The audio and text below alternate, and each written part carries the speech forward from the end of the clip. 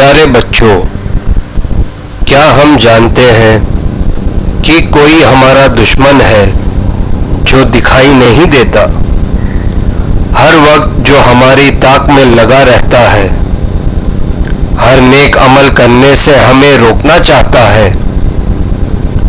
हर बुराई के रास्ते पर हमें चलाना चाहता है। शायद हम इसे जानते नहीं, पहचानते नहीं, लेकिन ये अपने शिकार को खूब जानता है और अपनी रस्सियों से हमें खींचना चाहता है। अगर हम कोई अच्छा अमल कर लेते हैं तो ये उस अमल को हमारी खुद पसंदी के जरिए खराब कर देता है। इसका एक ही मकसद है, बनी आदम को गुमराह कर देना, जहन्नम तक पहुंचा देना। और ये शातिर दुश्मन हमें गुमराह करने के बाद ये कहता है, मैं भी तो अल्लाह से डरता हूँ जो आलमीन का परवरदिगार। इसकी नजर खास बच्चों पर होती है। कहीं ऐसा ना हो कि ये बच्चे इल्म दीन की दौलत हासिल करके अपने आप को उसके शिकंजे से बचा ले। हर वक्त वो कोशिश करता है कि किसी भी तरह से बच्चे अपने वालिदैन की नाफरमानी करें, पढ़ाई लिखाई को छोड़कर सिर्फ खेल कूद में ही अपना दिल लगाए, नमाज़ो कुरान से भी दूर रहे। कुरान ने इसे अदुव्वुम मुबीन, हमारा खुला दुश्मन कहा है। क्या हम भी इसे अपना दुश्मन समझते हैं? इससे होशियार रहते हैं? इसकी रस्सियों और जालों को क्या हम पहचानते हैं? अगर नहीं तो आइए हम और आप देखें झांकियां शैतान के इंटरव्यू की।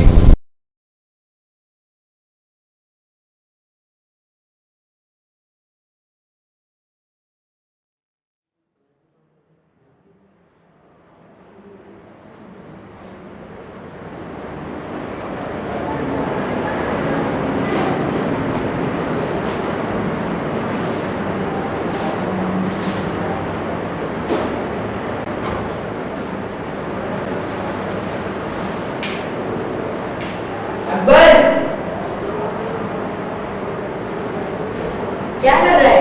पढ़ रहा है? क्या हर वक्त पढ़ाई करता रहता है? एग्जाम नजदीक आ रहा है। एग्जाम की पढ़ाई तो बाद में भी कर सकता है। चल गार्डन में आके खेलेंगे। देख मैं नुसरत को भी लेकर आया हूँ। नुसरत, हाँ यार, वो पढ़ाई करते रहता है और इतना जितना बात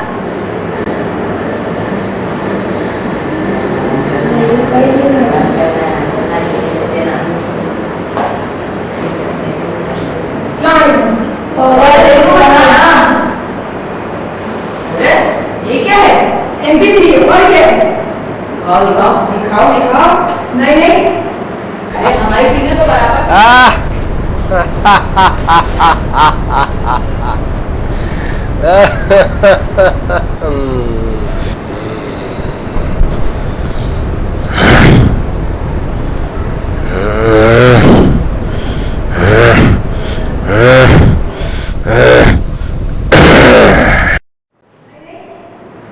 हमारी चीजें तो बराबर से लेने करते थे। नहीं, ये मेरा जाके मुझे गिफ्ट दिया तो क्या होगा? हम खराब कर देंगे क्या?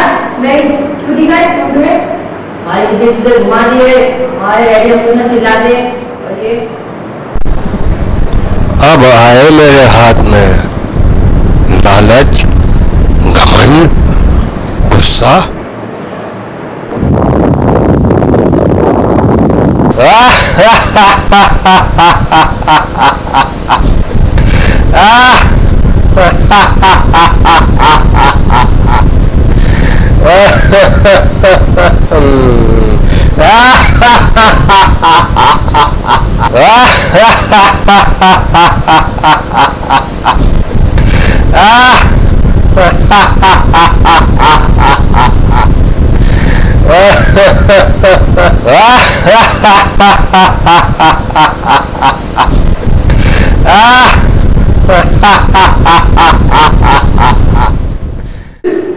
तुम कौन हो?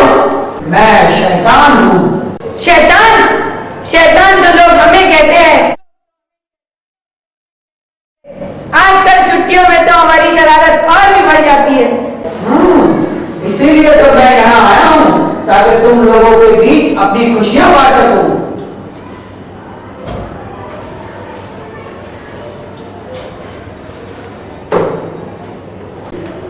कैसी खुशी?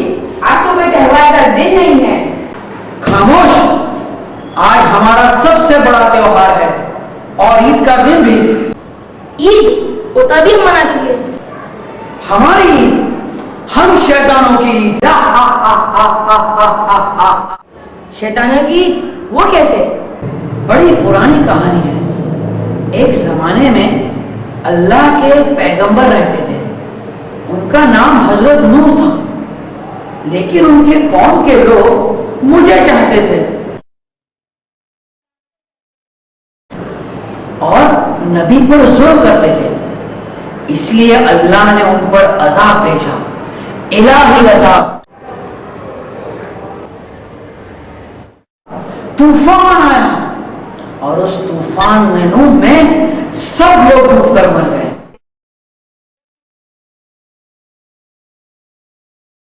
तो इसमें तेरा क्या फायदा हुआ? अरे बच्चों, जरा सोचो, अगर मैं एक एक को गुमराह करता, भड़काता, तो मुझे कितना वक्त लग जाता। लेकिन इस तूफान नूह में सब लोग एक साथ जहन्नम चले गए और अगली नस्ल आने तक मुझे आराम मिल गया। इसलिए मैं इतना खुश हूं।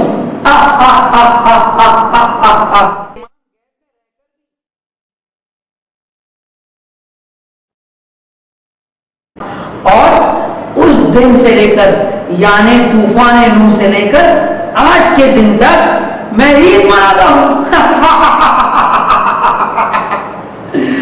और इसीलिए आज मुझे खुशियां बांटने तुम्हारे बीच आया हूं। हम आज इस खुशी के मौके पर आपका एक स्पेशल इंटरव्यू लेना चाहते हैं। ये मेरी रविश के खिलाफ है। तुम जाकर मेरे असिस्टेंट से बात करो। प्लीज, तुझको इस दिन का वास्ता।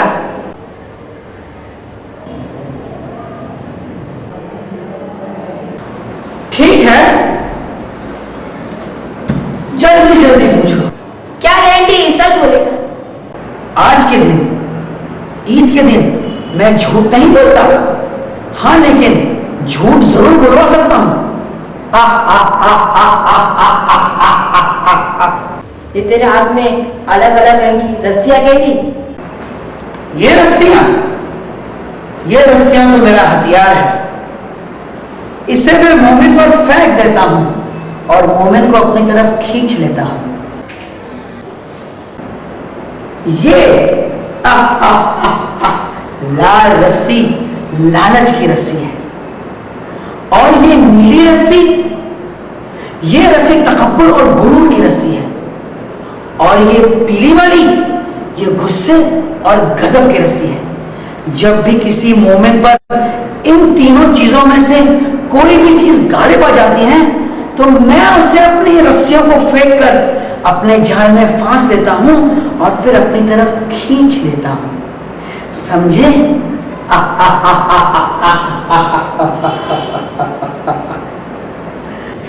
क्या तुम लोगों को चोट पहुंचा सकते हो? नहीं, अल्लाह ने मुझे यह इख्तियार नहीं दिया। मैं तो सिर्फ लोगों को बुराई की तरफ दावत देता हूं और वो मेरी तरफ खींचे चले आते हैं। तूने हजरत आदम को सजदा क्यों नहीं किया? मेरे जख्मों पे नमक मत छिड़को। दरअसल मुझे खिलाफत चाहिए थी और अल्लाह ने उसे हजरत आदम को दे दी। यानी कुर्सी का झगड़ा था। और क्या? और ये कुर्सी का नशा सारे नशों से ज्यादा होता है।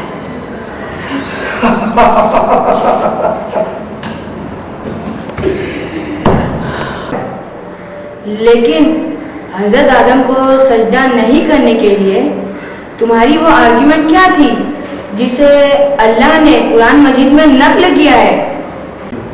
मैंने कहा था, परवरदिगार, तूने मुझे आग से खल किया है और आदम को मिट्टी से, मैं सजदा नहीं करूंगा। तूने सच तो कहा। क्या खाक सच कहा? मैं ये जानता था कि हजरत आदम अलैहिस्सलाम के सुल्ब में मोहम्मद और आले मोहम्मद के नूर है जो आग से भी अफजल है।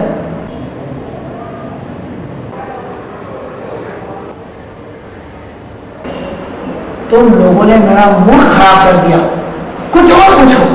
इसके लिए हम तुझसे माफी चाहते हैं, लेकिन ये बता, जब तूफान नूह आया तो तू कैसे बच गया? शाबाश, अब मेरा मूड अच्छा हो रहा है। जब तूफान नूह आया तो मैं गधे की शक्ल इख्तियार करके कश्ती नूह पर सवार हो गया और मजे से सारा मंजर बैठकर देखता रहा।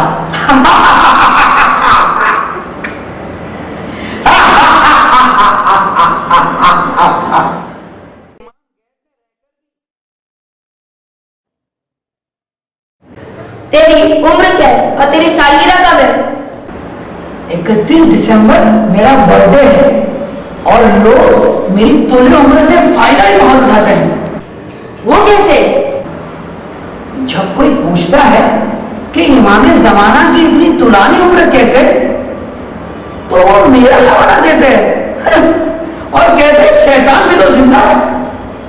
और जब वो ये कहते हैं कि इमाम जमाना अलैहिस्सलाम इतनी गैबत पे रहकर हिदायत कैसे करते हैं, तो फिर मेरी तरफ बलते हैं और कहते हैं कि जैसे शैतान गैबत पे रहकर लोगों को गुमराह करता है।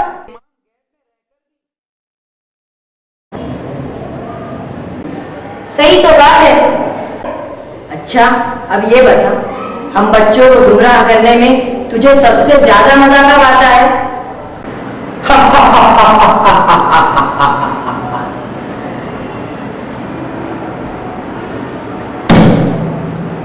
जब भी मैं तुम्हें इल्म दीन हासिल करने से रोकता हूं तो अपने आप को सबसे ज्यादा कामयाब समझता हूं। इसमें मैं अपनी पूरी ताकत लगा देता हूं और चाहता हूं किसी न किसी बहाने से मैं तुम्हें इल्म दीन हासिल करने से रोक लूं। तू सबसे तेज किस मोमिन के पीछे लिपटता है?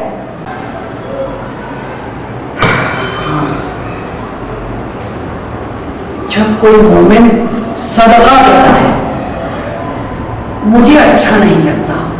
मैं उसके हाथों पर लटक जाता हूं और ये कोशिश करता हूं कि वो सदका न दे और इस अमले खैर से दूर रहे।